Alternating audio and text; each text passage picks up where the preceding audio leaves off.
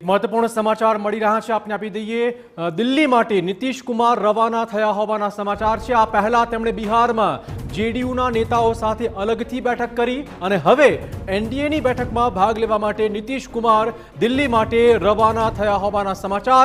આજની બેઠક અતિ મહત્વપૂર્ણ સાબિત થવાની છે। ફોટોગ્રાફ જોઈ શકો છો, દિલ્હી માટે નીતિશ કુમાર જ્યારે રવાના થયા ત્યારનો ફોટોગ્રાફ છે। આ નીતિશ કુમાર પર આજે આખા દેશની નજર મંડાઈ રહેશે કે એનડીએ એમની પાછળ જે બેઠા છે ખૂબ અગત્યનું તેજસ્વી યાદવ સાથે છે, એટલે એક ફ્લાઇટમાં બંને નેતા છે।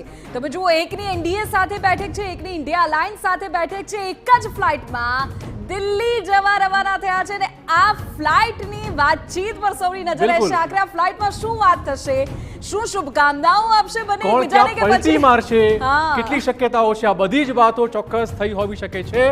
પરંતુ આપણે કહી દઈએ કે નીતિશ કુમાર દિલ્હી માટે રવાના થઈ ચૂક્યા છે।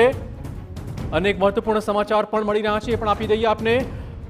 અને મહત્વપૂર્ણ સમાચાર, એનડીએની બેઠકમાં જતા પહેલા નીતિશ કુમારે બિહારમાં અલગથી બેઠક કરી હતી।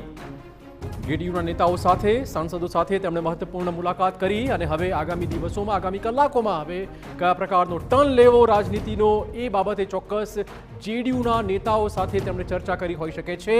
એનડીએની બેઠક પહેલા આ જેડીયુની બેઠક પણ મહત્વની હશે, કેમ કે ત્યાં જ મન બનાવ્યું હશે કે કયા તરફી આપણે રહેવું।